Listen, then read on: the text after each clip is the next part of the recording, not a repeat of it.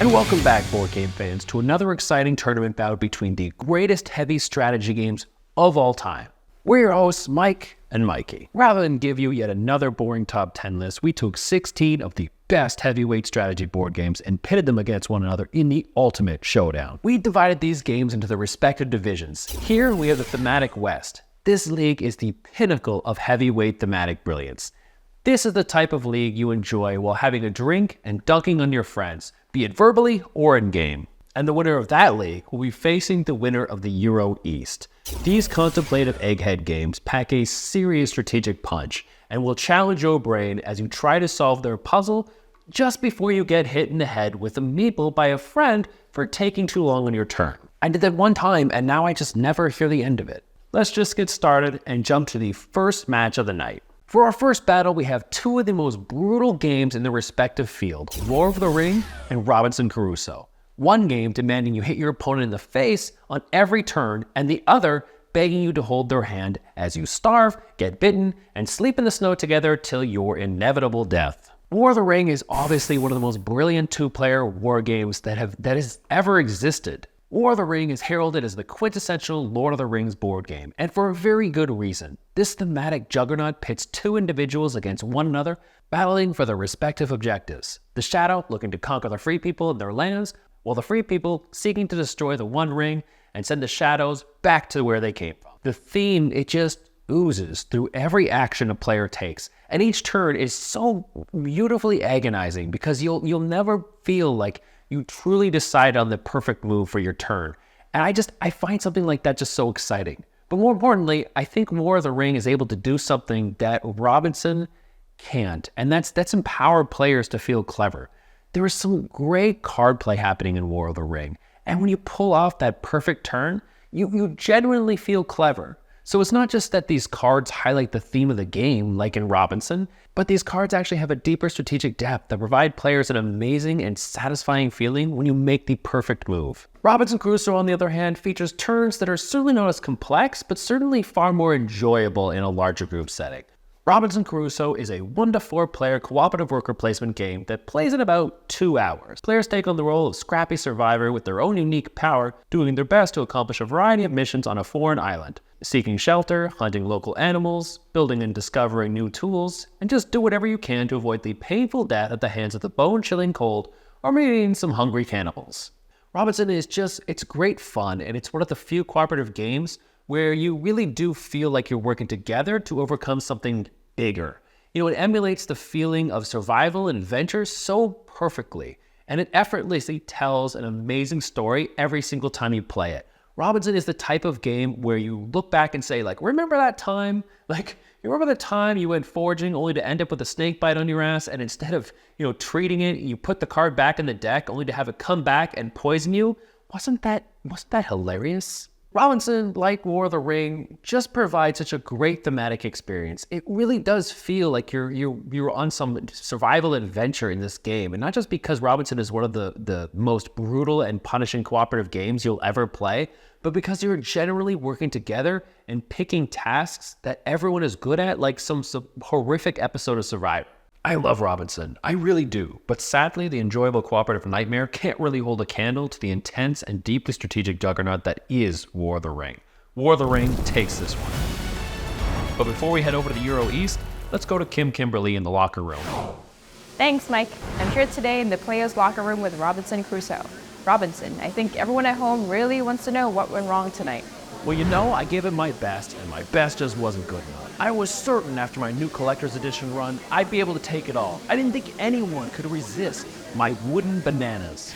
Here we have a duel between the beautiful and the ugly.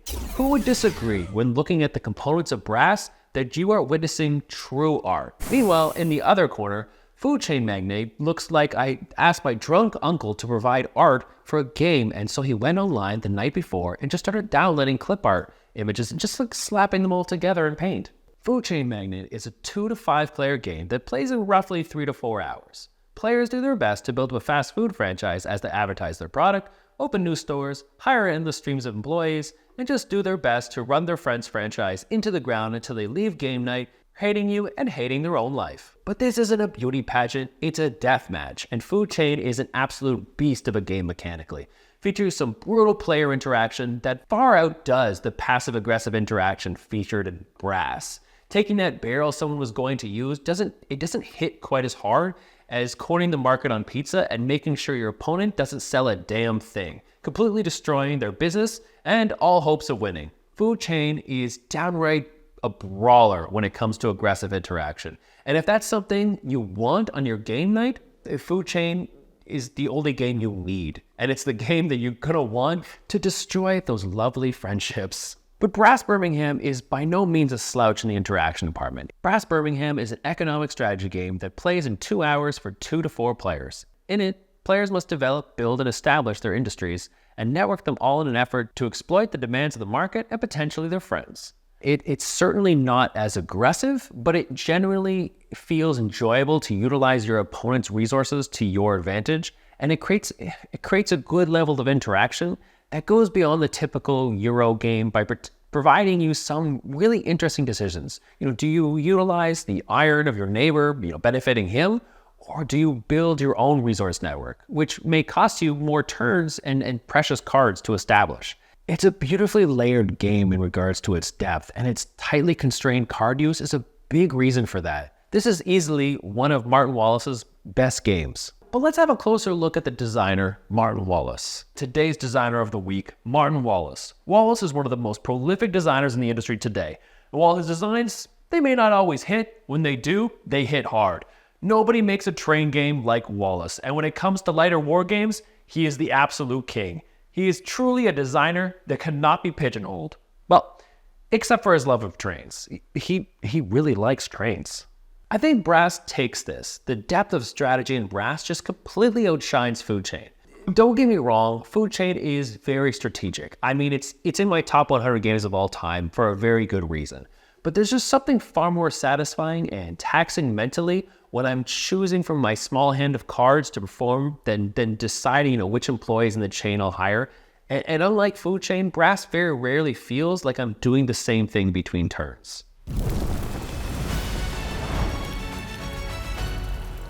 And shifting back into the West, we have the best dudes on a map game versus the best dungeon crawler trading game. Game of Thrones the board game versus Nemesis. 2 games that perfectly capture the theme of their inspirations. Much like Twilight Imperium, Game of Thrones requires 6 players to be fully functional and enjoyable. Game of Thrones perfectly captures its source material in its 6-hour playtime featuring up to 6 players duking it out across Westeros, forging alliances, battling neighbors, ruining friendships, and vying for control over the land to hold on as many strongholds as possible to win the game.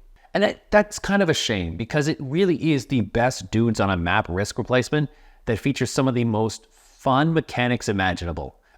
For example, every round you lay your action tokens face down in various regions on the board. So you might tell your friend that you're going to support the Lannisters in their war against the Baratheons. But that tile that you laid down, well, it turns out to be a support order. And when you flip it up, you get to see the look on their face when they find out that you're a filthy liar. And that's just good gameplay. But let's have a closer look at the publisher responsible for this amazing game, Fantasy Flight. Fantasy Flight has been in the business since 1995, with their first ever board game being released, Twilight Imperium. Let's take a closer look at the top 3 games not competing in tonight's tournament with this week's Plays of the Week. At number 3, we have Cosmic Encounter, a brilliant negotiation game that always brings laughter. And at number 2, it's Eldritch Horror with its cooperative adventuring across the globe. Who doesn't love reading endless amounts of cards?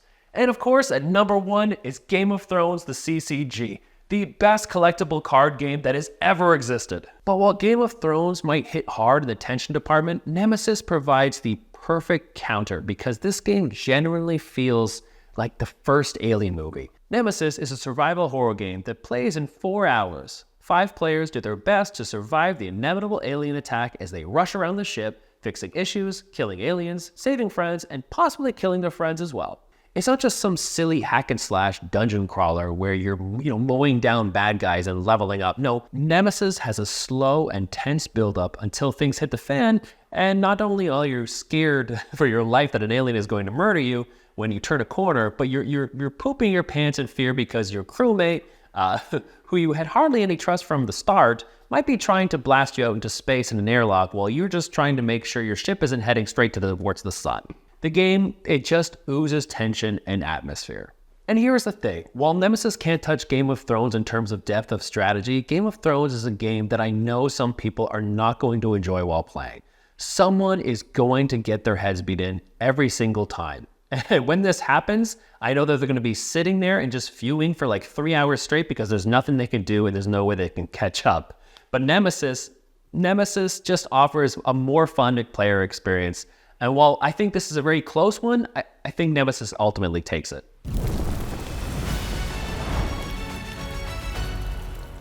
Our next battle in the Euro East features a rookie in the league versus one of the most veteran players you'll find in Euro East. Ark Nova versus Caylus. Old man Caylus may appear to be no longer relevant in this league, but do not underestimate him. He might show the rookie a thing or two.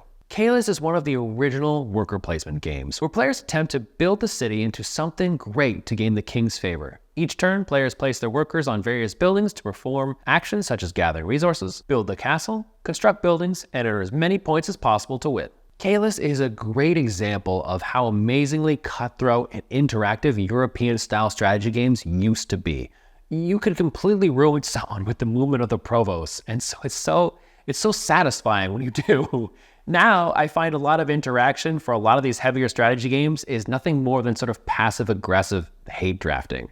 And that lack of interaction is one of Ark Nova's few flaws. Ark Nova is a game that dominated our minds in this household for months on end. Ark Nova is a 3-hour game that plays 1 to 4 players, that sees players running their own zoo, constructing new enclosures, settling animals, releasing animals, hiring staff, and just constantly getting upset that you didn't draw the cards you wanted. Where the hell are the other bear cards in this deck? We didn't want to play any other game but Ark Nova. And for a really good reason. The card action selection mechanic, it's just so brilliant that I'm just blown away that I haven't seen this replicated in other games.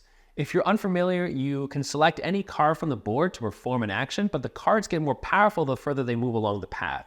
Even with just that mechanic, the game provides you an immense amount of options on any given turn, despite only having like 5 basic actions. Both of these games are in our collection, and I'll never get rid of Caylus. He's old, yeah, but he still likes to come out from time to time and remind everyone who plays that he is still one of the kings of worker placement. But he can't go toe-to-toe with Ark Nova. An unfair first matchup for the old king. I'm afraid he's going to have to lose this bout, but we all know he will be here next season.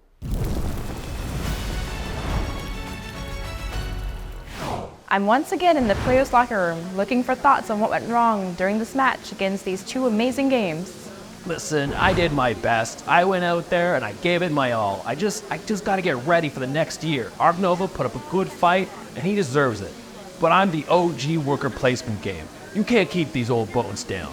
What a tenacious spirit from this veteran player. Back to you, Mike. Up next, we have an exciting bout in the West between the game that gets worse the more players you add and the game that gets worse the more players you take away. Mage Knight versus Root. Mage Knight is one of the most interesting and tense deck builders ever made. Mage Knight is a deck builder for 1 to 4 players that plays in about 4 to 5 hours and sees players traveling and exploring the land to conquer monsters and dungeons, raid cities, recruit new powerful allies, mess with your friends, and essentially recreate Heroes of Might and Magic on your table. It is absolutely fascinating to play, regardless of how much of a time constraint it is. Usually your choice in a deck builder on your turn it's not really that complex because you're limited to the cards you have in your hand. But there is just so many ways to use those cards in Mage Knight that even something as simple as just moving around the board becomes this like super exciting puzzle to be solved. What's funny about Mage Knight is that even when I'm playing and having fun, I know I'm playing a game that is absolutely sloppy in its design. Like it's a mess, and yet I don't care because it's just so damn thought-provoking and challenging. I tolerate the massive tome of rules because it gives me so much to work with on any given turn. Vlad has produced hits every single time. Vlad Chevadel is one of the most unique board game designers in the industry today. This guy will one day put out some crazy real-time shipbuilding game where you're just constantly getting blown up by asteroids and aliens, and then the next he's designing one of the most famous party games that has ever existed. He may not have as many games as others under his belt, But not a single designer in the industry has the creativity and breadth of genre that this man has. But Vlada's game is up against a formidable opponent.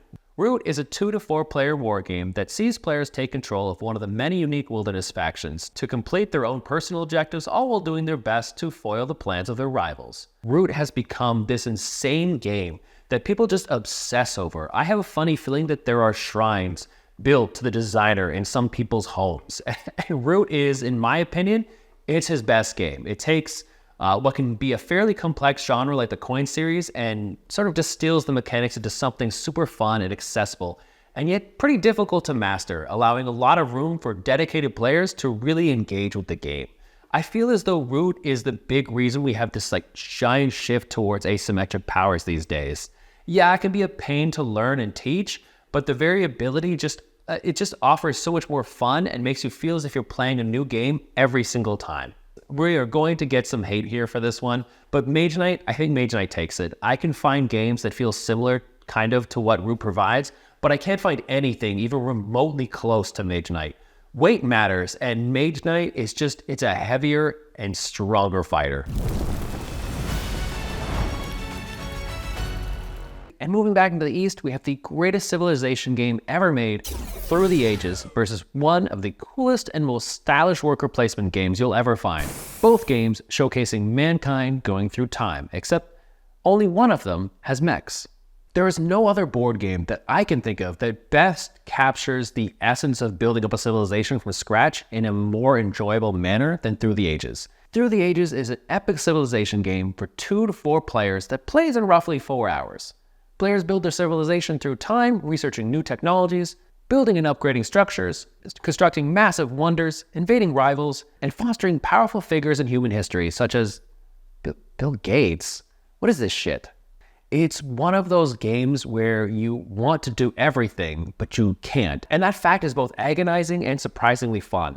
It's this wonderful exercise in efficiency where you're doing your best with your limited actions to draft the right cards to create the perfect scoring engine, while also being leery of those sitting beside you who are amassing an army of tanks, while you're still, fielding spearmen. While Anachrony lacks the interaction that Through the Ages has, it just provides a very deep strategic and thematic experience. The world of Anachrony is on the brink of extinction, and you need to gather as much as you can from the planet before leaving. You'll suit up your workers in giant mechs to brave the dying planet to gather as many resources as you can, hire new workers, make scientific discoveries, and build amazing structures like time machines, all to gain as many victory points as possible. The game has this awesome thematic mechanic, which generally is nothing more than a loan, and yet somehow feels so cool when you accomplish it. You can provide yourself resources with the expectation that at some point you'll need to build a time machine in order to pay those resources back or risk destroying the fabric of reality. Like I said, it is mechanically just a loan. But if you run with it, I promise you'll enjoy it. Anachrony is a great game, but it's up against a game that never misses a shot. Through the Ages provides me an immense and wonderful strategic experience every single time I play it. Our final Western match is between Twilight Imperium, a game you're lucky to play maybe once a year, versus Gloomhaven, a game that demands constant plays weekly to really get the full experience. Twilight Imperium is a game of galactic conquest for 3 to 6 players that plays in more hours than there is in the day. Players choose a faction which offers unique play experience to explore the galaxy while exploiting the newly found planets for resources, all while developing new and exciting technologies and defending all of this through shrewd politics and likely even all-out warfare. Twilight Imperium is a kitchen sink style board game that throws just everything at you and demands that you balance things like politics, war, exploration, and your resources throughout the entire game, all while fearing the giant massive ships that seems to be conveniently stockpiling on areas near your planets. This is one of the few games that I feel completely justifies its playtime. It's fun from beginning to end, and I love the experience. You put the day aside, invite some friends, and engage in so much strategy that you may want to detox after the game for about a week. Gloomhaven was one of the few campaign games that actually kind of impressed me. Gloomhaven is a 1 to 4 player dungeon crawler campaign game that sees players explore and adventure in a persistent world, taking on the role of wandering adventurers with their own special skills to explore forgotten ruins and menacing dungeons. You'll do this over and over again, each time forgetting this entire plot of the game between sessions. Typically with a lot of campaign Kickstarter games, you get a lot of nonsense and it doesn't mean anything, like miniatures with mechanics that are so tired and repetitive, which you've seen in every other dungeon crawler board game to date. The combat in Gloomhaven, however, was actually good. Like finding new ways to manipulate your characters on the battlefield, like using Craig Hart to throw terrain objects at enemies. It's so damn fun. And it was an actual world that the designer created that was unique and not just another generic fantasy game. But Twilight Imperium has its own unique world as well. I mean, what other science fiction has space lines and space turtles? We interrupt tonight's tournament with breaking news. Both Twilight Imperium and Gloomhaven have just announced another edition, thereby making the hundreds of dollars spent on a single game completely wasted.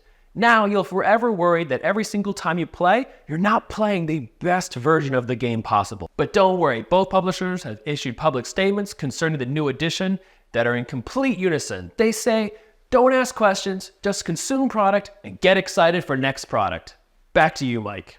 Twilight Imperium is a game that will be in my collection forever. No, it hasn't played in a long time, but it will be eventually, and when it gets played, it will be glorious. Gloomhaven, on the other hand, as amazing as I think the game is likely not something we'll return to. So I think I have to give this one to Twilight Imperium. It was a tough battle, but Space Kitties will always beat muscular rockmen.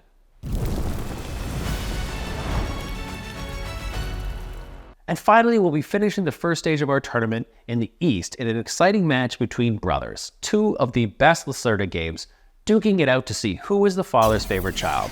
On Mars versus the Gallerist. There can be only one.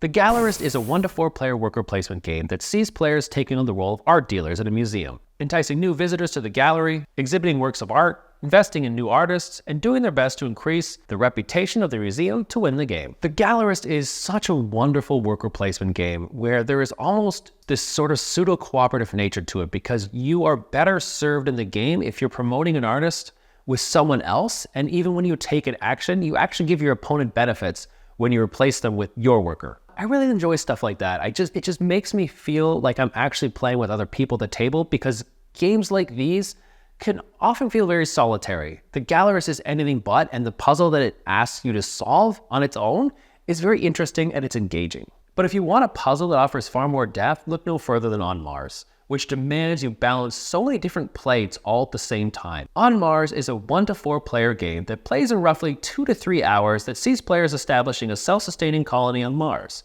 During the game, players will try to complete missions, build shelters for colonists, grow plants, and do whatever they can to create the best damn colony on the red planet. It's a deeper and more complex game than the Gallerist, and yet somehow, through some form of magic, it runs smoother and is easier to understand after your first game. Each of your moves impacts so many different areas in the game, and it's on you, as the big brain thinker that you are, to be on top of every single impact before you make every decision. And while that may intimidate some players, I see that as like peak fun. I love both games, but the win has to go to On Mars. It just offers so much more than the Gallerist. It's a game that demands your full attention at every moment when it's not your turn. And I love that. So to kick off the next round, we have Mage Knight versus War of the Ring. Two very different games providing one hell of an epic experience. I think the versatility and variability that Mage Knight offers over War of the Ring is staggering. While War of the Ring is easily one of the best 2-player games on the market, Mage Knight cannot be beat in providing players a completely different game every single time. And that difference, it far extends beyond tactically adjusting based on your opponents. There are moments in War of the Ring where you feel you've been there before. Whereas with Mage Knight, it's just constantly allowing you to see new things and demanding you solve a new puzzle with every playthrough through a different map construction, different monster decks, and so many other variables. And even your own deck. Managing that deck of cards every turn is some of the most fun I've ever had in a board game. But where Mage Knight can be a bit messy, can feel unfair and not balanced, War of the Ring is an incredibly tight experience that offers a fascinating dice action mechanic that is a joy to puzzle over every single turn. While Mage Knight is a series of skirmishes, War is of course providing a war. The feeling is always epic and it's always tense. There are no runaway leaders in War of the Ring. Every turn feels like you're on the brink of losing, and you're also so close to victory that it's a hell of a feeling. War of the Ring is a game you get not just when you want to dip your toes into wargaming, but when you want a deeply thought-provoking two-player experience that cannot be rivaled by any other game available. Both of these games are ones I exclusively play at 2 players, despite the box suggesting that it plays, upwards of 4. And because of that, when I want the best possible 2-player experience, I'm not looking beyond War of the Ring. This one kind of hurts the most. Seeing Mage late take even the slightest L will keep me up at night. But let's go to the locker room and get a word from the winner. Bro, we're going all the way on this one. Mage Knight and their crappy minis, they didn't stand a chance, bro. But don't people actually complain about your mages as well? This interview is over, bro. And next we move to Ark Nova and On Mars, 2 late-blooming engine builders that provide brilliant strategy decisions with very tightly constrained mechanics. I have never been a fan of polynomial games, but there's just something about building those little enclosures and doing my best to cover up certain benefit spots, or just trying to fulfill my personal objectives, and just building the perfect little enclosures for animals. It just makes me want to keep on playing. It just feels good. And beyond that, it's just another layer that this game provides, where your first layer is that sort of brilliant rotating card row. And then once you do select an action, even something as simple as building enclosures, you are met with even more decisions you have to make. And it's that space that makes you feel challenged and truly engaged. But let's get a better understanding of the strategy in this game and head on over to Strategy Corner. Michael, take it away. Welcome back, board game fans, to Strategy Corner. Sponsors are the bread and butter of Ark Nova, and they can make or break your game. Here are the best S-tier sponsors that you should draft in every single game. The best one, in my opinion, is Side Entrance. It adds way too much versatility to ever be ignored. The others, Technology Institute, Federal Grants, Science Lab, Talented Communicator, Cable Cars, Explorer, and of course, Native Farm Animals. These are the best in the game. Back to you, Mike. But I think On Mars is just able to do what Ark Nova can't. On Mars provides players a feeling of autonomy, where you never feel like you're being screwed by Lady Luck because you can't draw this card or that card, like those damn bear cards. And On Mars, you are in control, and that feeling is amazing. In the game, there is a shuttle system that dictates the actions you can take as a shuttle flies between the colony you're establishing and space stations. And you get to choose when you want to travel, which means you could put yourself in a position where you could be up against and competing against nobody for the spots that you want. And I love the game for providing those moments where you get to feel like you're outthinking your opponents. I think in gaming, that's really important, as strange as that may sound. As much as I enjoy the low-luck brilliance of On Mars, there is just something so incredibly charming about building a zoo that I don't think On Mars can match. Take that feeling and combine that with a very rich action selection system and a deck of cards that likely took an entire tree to print, and you can easily see that Ark Nova is the clear winner of this match. Back in the West, we have 2 games that have more backstabbing than your average Care Bear might be comfortable with. Twilight Imperium versus Nemesis. Twilight is a fairly old game designed back in the late 90s. The game's age acts as this great advantage in this match because there are now 4 editions, and each new edition does its damnedest to build on the brilliance of the previous iteration, almost like cutting and refining a diamond over time. This super dense and engaging game really only centers around picking one action card on your turn, and then everyone around the table gets to perform the secondary action of that card. It's just a great way to encourage interaction beyond the various other ways the game engages players with one another, and I think its subtlety gets lost on how cool that mechanic is. Because Twilight is a game that demands you constantly engage with those at the table with you, and that's why it really is an event game. Now, before we move on to Nemesis, let's take a look at tonight's weather. Over to you, Michael. We interrupt tonight's tournament for a special weather bulletin. Tonight's forecast calls for rain, caused by a sea of tears moving in from the east as you take control of Mercantile Rex. But be careful, because a gust of war suns has been starting to move in from the west, and it may just ruin your day. Back to you, Mike. In Nemesis, you're cooperating, working together to rummage through the ruins of a ship, deeply afraid that the slightest noise you create may bring aliens that will absolutely ruin you. It's the complete opposite of Twilight in its scale. Here, it's far more intimate and foreboding. And that's what makes it so enjoyable. And unlike Twilight, you're mostly working together. And that can be a really fun experience. Some of my favorite gaming memories happened in this game. Having to go back to different rooms to, to rescue a teammate who was just about to die from an alien, only to have the same teammate toss me out in space from the airlock because he was a traitor, is certainly not something I enjoyed at the time, but it's something that I can look back now on and laugh. But, I mean, mostly. I mean, I still hate you, Andrew. I still hate you. But I can laugh about it, I guess. This one has to go to Twilight Imperium. He is just too strong of a contender. This game has been in the league for decades, and he always ends up in people's lists for best games of all time. Nemesis is just too new and green around the edges to compete against this seasoned juggernaut. In the East, we have a battle between two games made much better in their second editions, Through the Ages and Brass Birmingham. With all the popularity of asymmetric games, I really love this battle because it's between two games that have no game start powers or factions. In both of these games, it's incumbent upon you as a player to build your own identity through your actions.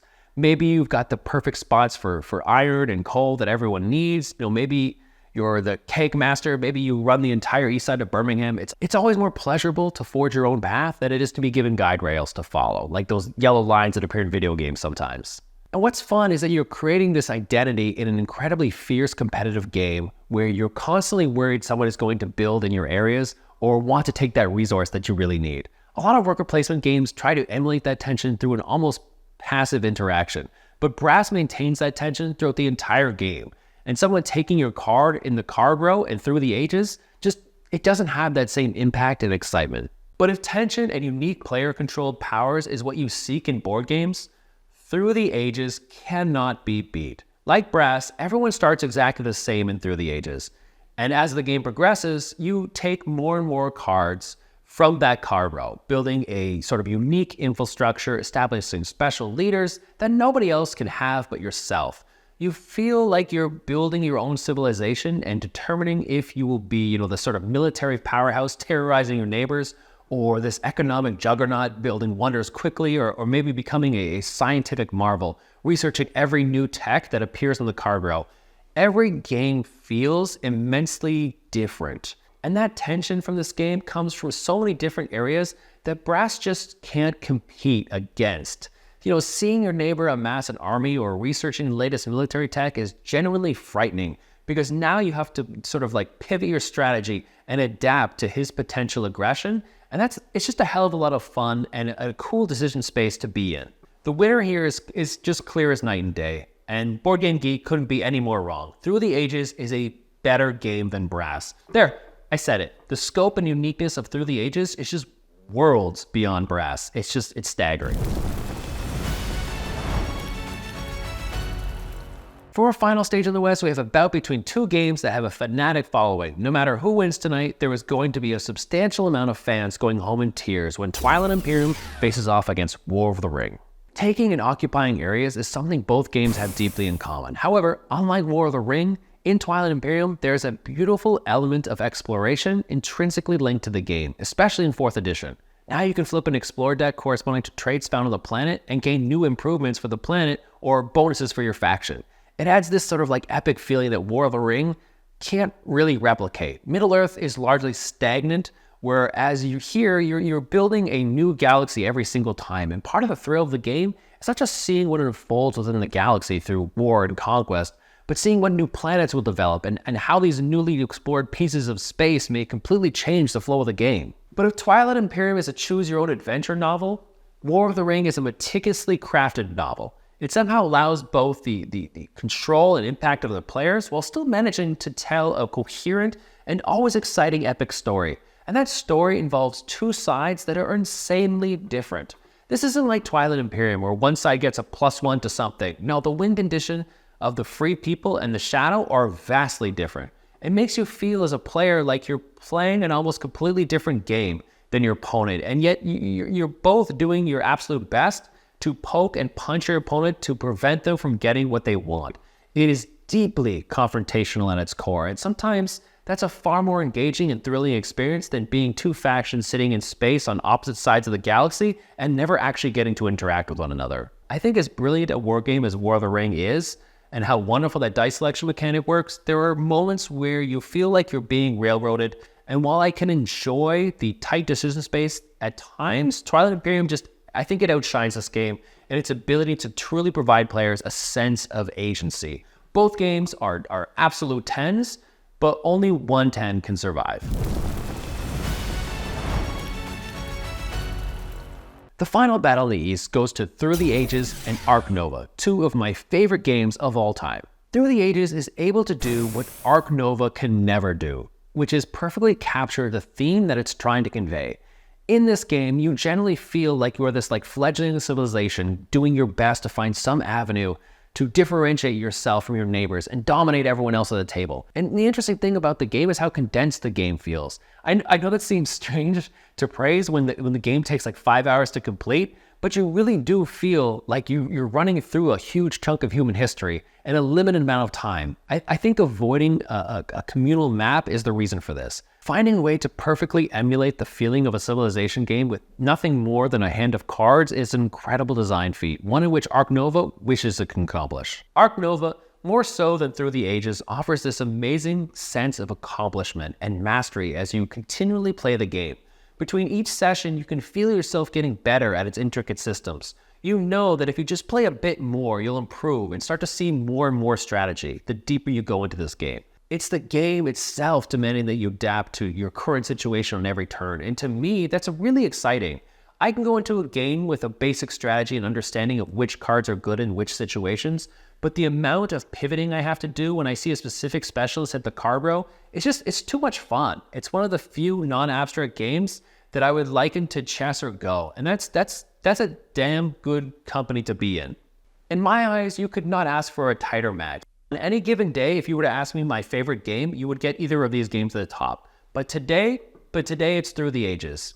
It reigns supreme as the king of the East. The veteran beats the rookie. And we've reached the final battle. Two warriors that are deeply respected and loved in both of their respective leagues. And perhaps two games that couldn't be more different. One demanding your absolute focus on the game and its mechanics, while the other demanding you pay close attention to those around you at all times. Two very different playing experiences and two awesome games, Through the Ages versus Twilight Imperium. In Through the Ages, every single turn matters. You want to do as much as you can, but you can't. It's agonizing, but it's exciting. And there is just something about that card row that is just head and shoulders more interesting than many of the things Twilight offers, despite how simple it is. Deciding to grab a card from that row and paying more actions for it either makes you feel like a genius for snagging it early or an idiot for being too impatient. You have to read other players at the table in a way that is far more subtle and fascinating than Twilight. It's the same with military or figuring out what cards people have played for endgame scoring objective based on the actions that they've taken throughout the game. I think those brilliant subtleties are lost when up against the blunt force of a huge bombastic game like Twilight. And that's a shame, because if you're avoiding games like Through the Ages because you don't feel they have interaction, you're doing yourself a great disservice, because Through the Ages provides some of the most interesting interactions I have ever had with friends at a table surrounding, bits of cardboard and wood. When people think Twilight Imperium, their first thought is probably huge epic space battles, and one would think that would be the focus of this fight, but looking at Twilight Imperium as just space battles, it's wrong. You could instead focus your resources on making deals with others, maybe asking someone to play their strategic card at a specific point, or playing someone to attack someone else, or purchasing a planet from someone and then having them abandon it. There are so many ways to interact, not just with the mechanics of the game, but the people you play with, that you'll never see in a game like Through the Ages. And that moment as a player when you're able to put your energy towards, nudging others to do things in a game adds so much to freedom and agency. Yes, it's complex and it's time consuming, but that time allows so much more room for interacting with others around you. And after all, isn't that the entire point of gaming? Yeah, we're all sort of, solving this intricate puzzle made of cardboard. But the reason I'm sitting here down at this table in the first place is because I want the opportunity to connect with my friends in a new and interesting way. And any game that facilitates that experience isn't just a good game on its own, it's a valuable piece of culture. And the grand winner of the Heavy Strategy Board Game Tournament, taking home the crown for the greatest heavyweight game of all time in human history, is Twilight Imperium. What a hard-fought battle between two of the best contenders within their respective leagues. Twilight Imperium was too massive a juggernaut to ever be taken down. And that about wraps it up for tonight's big tournament. Be sure to like, comment, and subscribe for more silly bullshit like this video.